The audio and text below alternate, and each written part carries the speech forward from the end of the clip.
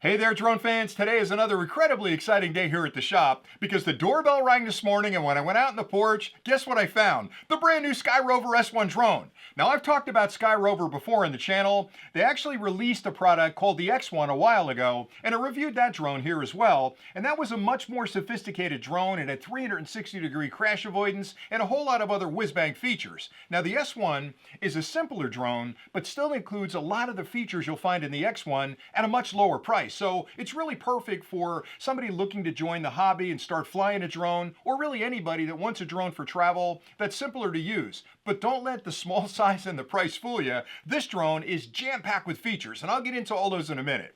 Now, what I'd like to do today in the clip is actually unbox this drone, show you what's in the package, talk about the drone, explain the features, give you the specifications so you understand exactly what this drone can do. And then I'm going to get outside, power it up, and start flying this thing. And I'll put other clips up that show you how it flies, some video footage from the drone, and really give you some experiential data once I get it outside and start flying it. But for today, I just can't wait to get into the box, charge up the batteries, and then head outside to start flying. So enough talking. Let's get inside the box. All right, so the box is pretty straightforward. You've got a picture on the drone on the front, and there are a couple of pieces of tape on the top, so let me open that up. And you can tell I haven't opened it yet, so I always like to do this with you on the channel so you can experience it as I experience it. And boy, do I get excited when new drones show up, because this technology has advanced so much in the last 5 or 10 years that it's almost incredible to me that these drones can do things that they can do today, because it shouldn't, quite honestly, it shouldn't exist. It's technology that's far beyond what I'd expect a drone could do. All right, so let me open the box. There's a seal right there. And this one, by the way, there are a couple of ways you can procure this drone. They sell it simply with the drone and a battery. They also sell it in the combo, which I have here. Now, they call it a bundle as well, so it's either a bundle or a combo, but this one includes a lot of extra accessories that I promise you you're going to end up picking up anyway once you start flying the drone. So, for example, once you put this drone up in the air, you're going to be having so much fun that you'll want to fly longer, and you're going to need a second battery, maybe even a third battery, and then you're going to go out and find those. And then you have your batteries, but then how do you charge your batteries? You can rotate them through the drone, but that takes a long time. So you're going to be looking for a charging hub. You're going to be looking for other things that are in this kit. And when you add up the price of all those things individually, the combo is a much better deal. And again, you're going to be getting things that you're going to look for later on anyway. So for me, this is almost a no-brainer. All right, so let's open up the box. Enough talking, Rick. Here we go. Okay, so it comes with a case as well. All right, well, that's all there is in there. So let me set this over here. Actually, I don't need it. I'll just put it down here. But look at that case. It's kind of cool. It's like a blue camo. It's very cool. Now, normally these cases are just black, which is kind of boring. This one's really nice. It's got a sort of a blue tint to it, and it's got a camo appearance. Nice little shoulder strap so you can carry the bag on your shoulder, and everything fits inside the bag. So let me open it up. Even the tassels are blue. Look at that. That's pretty cool. All right, so here we go. All right, so pretty typical. On the top, you've got a pouch up here, sort of a mesh pouch with a lot of accessories in it, and I'll look at those first. Then I've got the drone, the charging hub with 2 batteries, and the controller down the bottom. So let's open up this top part first. All right, let's see what's in here. A whole lot of stuff there. All right. So I can see already 2 packs of desiccant. Now that's important when they ship it. This will draw the moisture out of the bag, so you're not going to get any kind of moisture or mold or anything in there. But these can be dangerous, so make sure you throw these out. I say it every time. They kind of look like little packets of sugar or salt, and you don't want somebody mistaking it for that, because that's not a healthy thing to ingest. All right, let's see what else is in there. All right, so we got a couple of spare props. Yep, 1, 2, 3. Looks like 3 pairs of spare props. Now, with the propellers, if you haven't flown a drone before, the way the propellers work on a drone is diagonally, they rotate in the same direction. So these 2 will rotate clockwise or counterclockwise, and these will rotate in the opposite direction. So you have a pair of propellers here, and you want to make sure you change the propellers as pairs. You don't want to change one propeller because they're actually matched for weight and balance. So if you're changing the front propellers, change both of them, and that's why there's a pair of them. So you've got 3 chances to nick a branch or something, and you've got extra propellers to change them. You've also got a tiny little screwdriver, which will help you change those propellers, because there's tiny little screws that hold those propellers down. So use this to pull it off. And the other thing I did want to mention is when you're changing the propellers, inside here you'll find new screws. don't use the old screws. So if you're going to change the propellers, throw away the old propellers, throw away the old screws. And the reason for that is there's Loctite on the screws. So when you tighten them down, that Loctite activates and actually holds the screw into that cavity, because these are going to vibrate and they're going to spin really fast and you don't want to back of the screw out.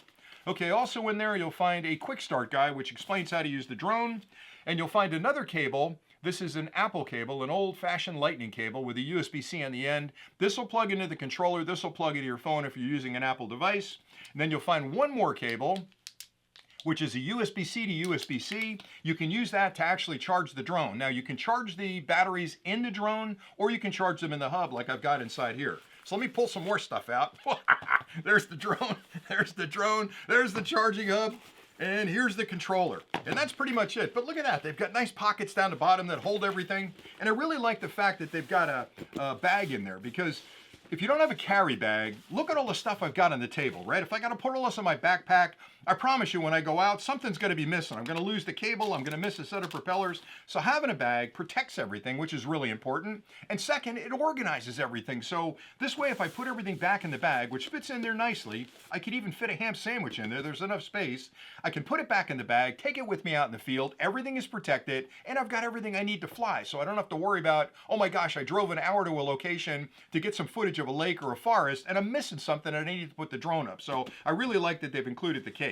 All right, where do I start? Let me start with the battery hub, which is inside of here. Let me open up the bag and take a look at it. All right, here we go. All right, so this battery hub will hold 3 batteries, and you've got LEDs down the bottom that'll tell you the current charge level of the battery. And if I push the button on the side, let's see, there's a button right there. And the batteries are sleeping, and that's a good thing. So a lot of people, when they get a drone, the first thing they do is want to power up the batteries and fly it. Well, when you ship lithium polymer batteries, they've got to be dead. They've got to be quiet, because you don't want those things waking up in transit, because the chemicals can get a little bit ornery, right? And you don't want to have any issues with chemicals. So what you want to do when you first get the drone, if you've got the charging hub, put all 3 batteries in it and fully charge those batteries, because that does 2 things. It wakes them up, and it tops them off. So that way the LiPo batteries know what their full extent of charge is, and then you can go out and fly with them. So right now, I'm pushing the button and I don't see any life on the batteries, and that's a really good thing. Now this will hold 3 batteries. They slide right in like that and click to the bottom. You'll hear it click like that. On the side, you'll find a USB-C port, and that's used for charging them, and a button you can use again to check the level of the batteries. Now, I'm gonna spend some time analyzing this, because there's a couple of ways they can charge the batteries. Now, I haven't tested it, so I have to do that. But normally a charging hub like this, the first thing that'll happen when you apply power and you have batteries in the hub is it'll check the charging level of all 3 batteries. It'll typically find the one that needs the least amount of charge and charge that one first. It'll direct all the electrons at that battery to fully charge that battery. Then it looks at the other 2 and determines which of those 2 needs the least amount of charge, and it charges that one next. So it won't charge all 3 at the same time. It'll walk through the batteries individually, and that makes sense because you want to get back up in the air as quickly as possible. And which battery is going to do that for you? It's going to be the one that needs the least amount of charge.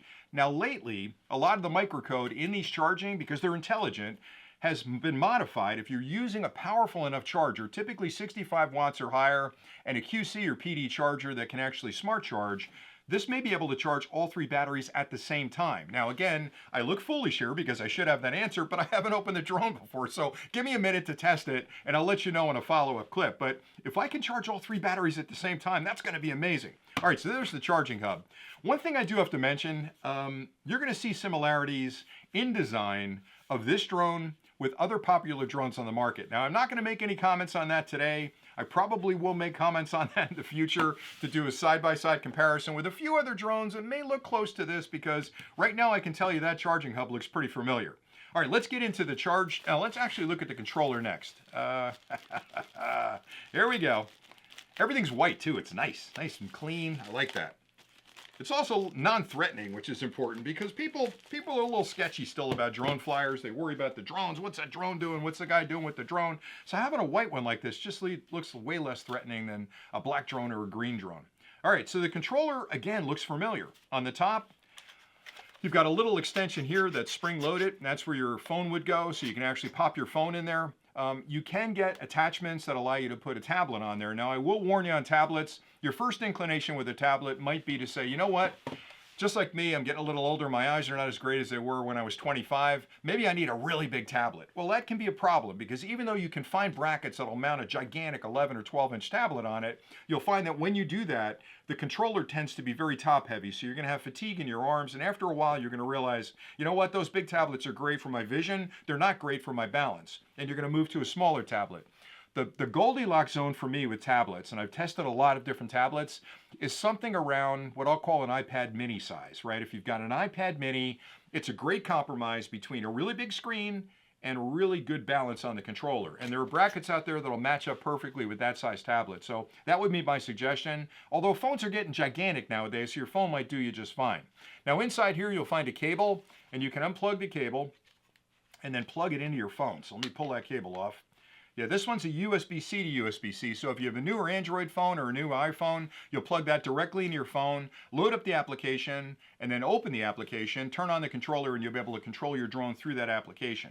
And I like that a lot. Now, the advantage of a controller like this that doesn't have a built-in screen, because I've had a lot of comments on the X1, I do like a built-in screen because it simplifies things, but it also raises the price of the drone, raises the price of the controller.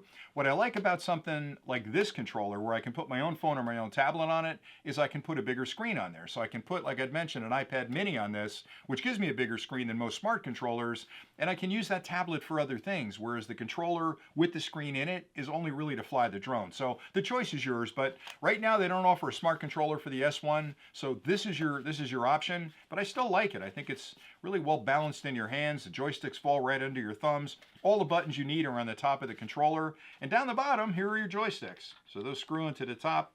And the reason those pop off is because if you're going to throw it in a case like this, you want it as flat as possible. You don't want to be bending those joysticks when you throw it back in the case. So you can screw them on and you can pop them back on the bottom when you're packing it up for the day. On the top, you've got a photo button and you've got a gimbal adjust button over here and a couple of other finger holds there. And on the front, you've got power, and you've got pause and return to home, which is nice. And I'll talk more about that in another clip. All right, let's get into the drone, because really, that's why we're here, right? This is all cool. This is what I'm looking for. Oh, boy. All right, so one thing I want to point out before I pop this open, I'm kind of delaying it on purpose. Under 249 grams, which is a big deal in the United States and elsewhere in the world, because if you're under 250 grams, you don't have to register the drone with the FAA, and you can tell what's on my mind today. You don't have to register the drone with the FAA, but it also means you don't have to take a test. In other countries, you don't have to get additional insurance. So people like a drone that's less than 250 grams. But don't let that size fool you. Like I said before, this flies like a much bigger drone. It'll fly up to 10 kilometers, actually 12 kilometers away. It's using a very involved, I was going to say expensive, but a very involved transmission technology between this and this, which means you're going to have a rock solid connection out to about 12,000 meters, which you can't fly that far because in the United States we have a visual line of sight requirement, which means you got to keep it in your visual line of sight. Always keep it where you can see it. And being white, you're going to see it quite a distance away. But knowing you can fly that far means that you've got an incredibly strong signal. So even when you're flying in close, if there's interference or Wi-Fi or whatever, or you drop behind a set of trees for a little bit, you're not going to lose signal, because that's one of the biggest fears of new flyers, is they put a drone up and it's, first of all, I think it's pretty miraculous that you're controlling that drone a couple of thousand feet away from you, but then they worry, well, if I lose connection, is that drone going to get a mind of its own and head for the horizon? That won't happen, because that rock solid connection will ensure that you've got connection to the drone. The other thing that's really nice is you're getting a live feed from the camera, so you're getting a first-person view of what the drone sees back on your phone, which is incredible. That way you can see exactly where the drone is and what you're capturing. All right, enough talking about the tech. Let me get into it, and I'll give you a few more specs as we go. Oh, I should have talked about the batteries. Put that aside for a second. The batteries. You're going to get up to 40 minutes of flight time on a fully charged battery, which means bing, bing, bing. You're going to get 120 minutes of flight time with 3 fully charged batteries. Now, we all know 40 minutes is best case scenario in the zero gravity of outer space, so you're not going to get 40 minutes depending on how you're flying. But if you get 30, 35 minutes, 32 minutes of flight time, that's a tremendously long time to have a drone up in the air. That's plenty of time to put the drone up, get out on target, get your framing right, capture some video, capture some photos, put it in automatic mode, have it fly around you, and still have plenty of energy to come back and land. And then the best part is, if you're using the combo, you've got 2 more batteries. Just pop another battery in and get back up in the air. So 40 minutes of flight time, that's absolutely incredible. All right, let's talk about the drone. And again, I know I'm delaying this because I kind of like that delayed gratification. But one thing I want to say about the drone too is a lot of people think, well, when you get into this price band for drones, it can't really be that good. And why am I buying the drone? For two reasons. I'm buying the drone to have fun flying, which is a whole lot of fun.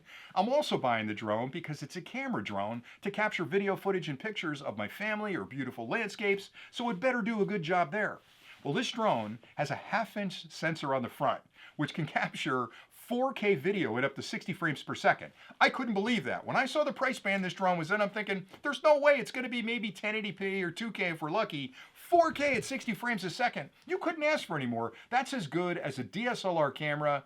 Matter of fact, if you took a DSLR camera and tied it to a balloon and put it up in the air, that's the kind of footage you're going to capture. But the best part is you can remotely control this, whereas that balloon's going to go wherever it goes. All right, enough about that. Let's get into the drone. So pretty cool stuff so far, right? All right, here we go. Boy, these bags are really tough. Let me get this guy out of here. All right, there's the bag. I don't want to destroy the drone pulling it out, but it's snagging on everything. Oh, here we go.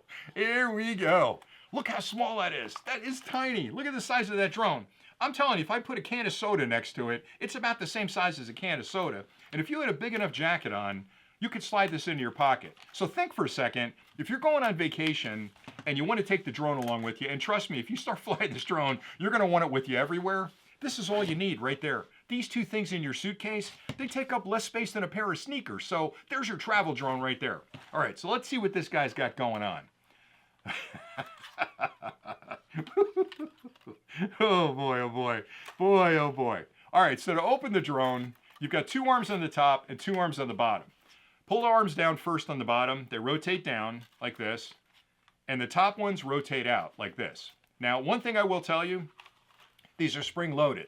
And the tendency would be to bring it about halfway and let it go and let it snap open on its own. Don't do that because the physics involved with this, when it's moving like that, you've got kinetic energy where the thing's moving in motion, where energy's moving in motion. And when it hits that end case, all that energy is going to get transferred into the joint. You could crack the joint over time. So always hold it all the way through its travel to the very end.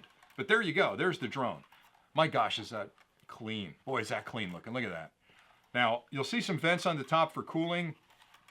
The air comes in the front because you're going through the air like this. So the air goes in the front, goes across the printed circuit boards on the top and the bottom, and exits out the back. So you've got a really nice ventilation through the drone. Really nice cover on the front. Now on the bottom, now this drone doesn't have typical crash avoidance. Like a lot of drones have forward-looking, rear-looking, up-looking, or 360 crash avoidance. This one doesn't have it, so you have to be a little bit careful there. But just 2 seconds on that. I think crash avoidance is a good thing, but having flown as much as I fly, I can tell you that I turn it off in a lot of situations because crash avoidance is sort of like that nervous passenger you've got in your car when you're driving. Like you understand what you're doing, but they don't. So if you're driving a little bit aggressively, maybe you're driving a little faster, you're in traffic, they're going to speak every second they get about, hey, watch out, watch out, watch out. That's kind of what crash avoidance does. So if you're a good flyer, like you're a good driver, you know what you're doing, you can get close to objects, and you're not that annoying crash avoidance trying to pull back from everything around you. So I turn it off a lot. I don't use it that often. It really is, unless I'm going pretty far away and I'm trying to get close to a building, I turn it off. So not having it is not that big a deal to me. But the drone is stable. I should say that before I take off that front, because man, I can't wait to look at that camera. The drone is incredibly stable. It's based on GPS, so it knows exactly where it is in 3D space, right? So it's got an idea of where it is in geospatial terms. It also has on the bottom an optical sensor, so it's got a camera looking down, so it knows where the ground is. And it's got these infrared sensors, which are time-of-flight sensors. Now, what a time-of-flight sensor does is it bounces infrared light off of a surface, it ricochets back up, and it can tell from the timing of how long it took to get back, how close it is to that surface. Now, normally, this is going to use GPS to know exactly where it is, but if it drops down to below 25 or 30 feet, and it varies from drone to drone, those bottom sensors are going to kick in, and they're going to keep track of where the ground is below that, because GPS is not great when it gets close to the ground. So the combination of GPS to know where it is in 3D space and those IR sensors on the bottom means that you're going to land it safely every time you put the drone back. It also means it's incredibly stable in the air. So when you put this up, I'm telling you, it's going to blow you away. When you put this drone up, I guarantee guarantee you, unlike a lot of drones in this price band, it's not going to drift. You're not going to see it doing this. And that's the problem with a lot of less expensive drones. When you put them up, maybe you've got 15 minutes of flight time. I promise you, you're going to spend 2 or 3 minutes just trimming the drone to keep it stable in the air. With this one, I haven't tested it, so I'm putting a lot out here, but I'm telling you, it looks a lot like another drone that I've flown, so I'm assuming it's got similar features. When I put this drone up, it's going to hover, and it's going to stay right where I left it. And if I move it and take my thumbs off the joysticks, it's going to stop, and it's going to stay right where you were. So I think the stability on this is great, which means it's perfect for new flyers. If you've never flown a drone before, don't be afraid of this drone. It's going to go up like this and stay where you put it, and then you're going to have fun moving it around your backyard and trying to get a shot of the dog. All right, so let's get into the camera. couple other things before the camera off. I know I keep delaying it, but hang in there. All right, so first off, the battery's inside of it. So I've got the third battery in there. And the third battery comes out by pushing these 2 little buttons on the side, which releases it. Then you pull it straight out like that, drop it into your charging hub. When you've got a fresh battery, slide it in gently. Don't slam it in there. Slide it in gently. You'll hear that click. Now it's locked in. On the back, you'll find another USB-C port and a memory card slot right there. So you can use a micro SD card, pop it in there. I typically use a 64 gig or 128 gig. Get a fast one. There's a bunch of memory card companies out there that build really fast cards. They're not that expensive, so maybe go for a 128. Pop it in there, and then you can record your video and your footage. All right.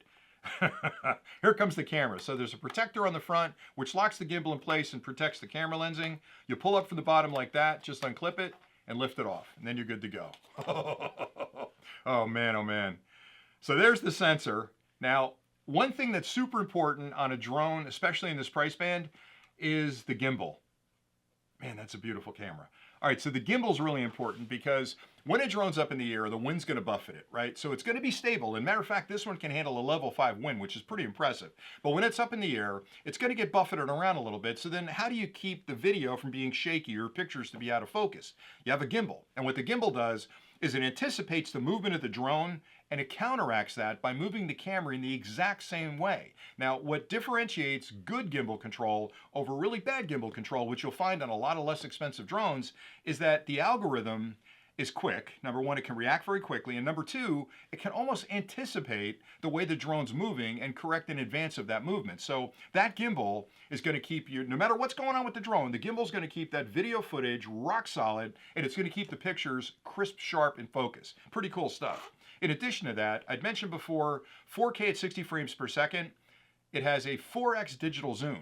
So you can actually pull in tighter on an object. And that's important because if you're out in the woods and you spot a deer and you want to get a better shot of the deer, if you pull in close to the deer, he's going to hear the drone and he or she is going to run off, and that's going to be it. So you can stay far away, digitally zoom in on that deer and get a really nice picture of the deer.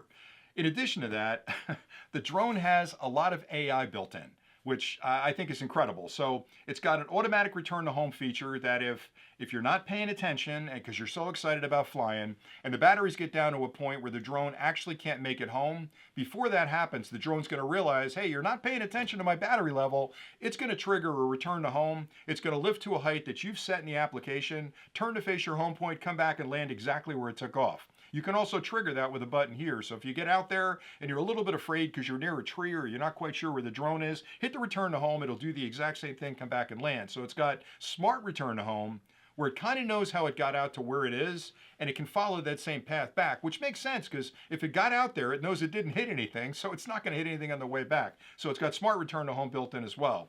But in addition to that, this is the part I love about these kind of drones, especially this type of drone, is it's got AI built in. So they call it Smart Go, which is a feature of the drone that has predetermined flight patterns built in. What that means is the first day you fly this drone, put it up in the air. I always do this in an open field the first time you're flying, but put it up in the air. Through the application, you can select one of 5 or 6 different flight modes. You hit a button, and the drone automatically completes that flight. So it'll fly around you, keeping you in frame. It'll fly above you straight up. It'll fly away from you, revealing this landscape behind you. It'll do sort of a corkscrew pattern around you. So what that means for you as a new drone flyer, the first day you put it up in the air, you hit a button, you look like a famous video producer from Hollywood, right? Capturing that footage, which is absolutely incredible. So all those things together, again, it blows my mind that you can get a product like this that's that advanced with those level of features built in this price band. I just think it's absolutely amazing. So that was pretty much all I wanted to talk about today. 12 megapixel pictures, so you can capture some really nice pictures from up in the air as well. Smart return to home, I talked about that. And again, it's under 250 grams. It's in a price band that fits into most people's budgets. So I'm here to tell you, if you're looking for a way to get into the hobby of flying a drone, and I strongly encourage you to, because boy, I'll tell you, some guys like golf, some guys like fishing. I like flying drones. I promise you, you're going to like flying drones as well. This is a great way to start. And the best part is, if you fall in love with the hobby the way I have, you can always upgrade later on to something more sophisticated if you think you need it. But honestly, this has got everything you need in a drone to get it up in the air, capture some beautiful footage, just have a lot of fun with the family. So that's all I really had for today. I think they did a good job here. Now I am going to spend some time outside flying this around, showing you what the video footage looks like from it. But for me, it's a complete package. And if you're thinking about going for the basic drone or going for the combo or bundle package, I always recommend the bundle, because that way you get everything I've got in front of me. You're ready to fly, you've got spare parts, spare batteries, and a great way to carry it around with you. You really can't go wrong with this new SkyRover S1. So that's all I had to say for today. I appreciate you watching. If you have any questions at all, drop those in the comments below and I'll get back to you as quickly as I can. Thanks again for tuning in, and until next time, as always, happy flying.